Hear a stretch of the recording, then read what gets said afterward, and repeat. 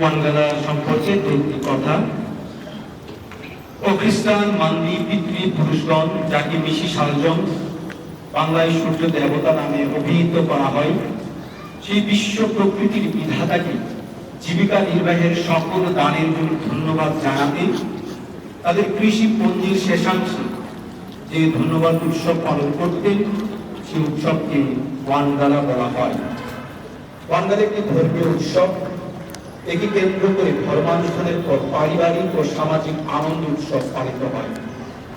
ওয়ানগালার ঐতিহ্যগত তিনটি ধারানুক্রমিক অনুষ্ঠান দ্বারা সম্পাদিত হয়, যথাক্রমে প্রথমত ছক্কা, এর অর্থ হল চিহ্নিত পালন।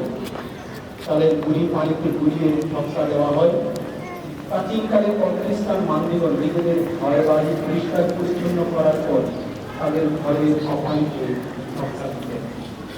এর দ্বারা আসলে ওয়ানগালা উৎসবে বিশ্ব প্রকৃতির বিধাতাকে স্বাগত জানানো হয় এবং তার সঙ্গে তাদের সম্পর্কের বন্ধনকে প্রকাশ করা হয়।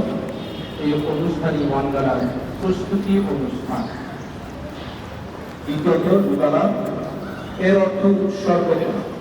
ছক্কার পর এই অনুষ্ঠান সম্পাদিত হয়।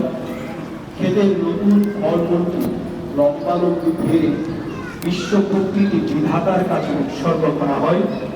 দ্রব্য বস্তুকে ফেলে দেওয়ার অর্থ হল বিধাতার কাছে উন্মুক্ত করে দেওয়া।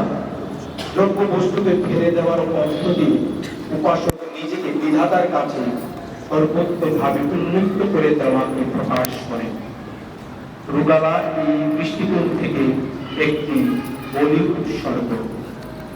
এরপর উৎসর্গীকৃত দ্রব্য বস্তু সমূহের উপর মদ ঢেলে দেওয়া হয় বা চুল ঢেলে দেওয়া হয়।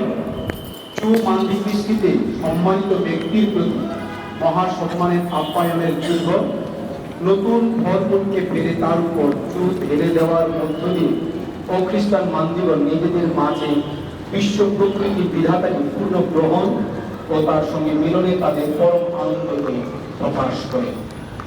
এই দৃষ্টিকোণ থেকে রুগালা বিধাতার সঙ্গে উপাসকের মিলনের অনুষ্ঠান। আচার সোয়া, এর অর্থ হল ধূপ প্রজ্বলন করা, অর্থাৎ ধূপারতি নামে।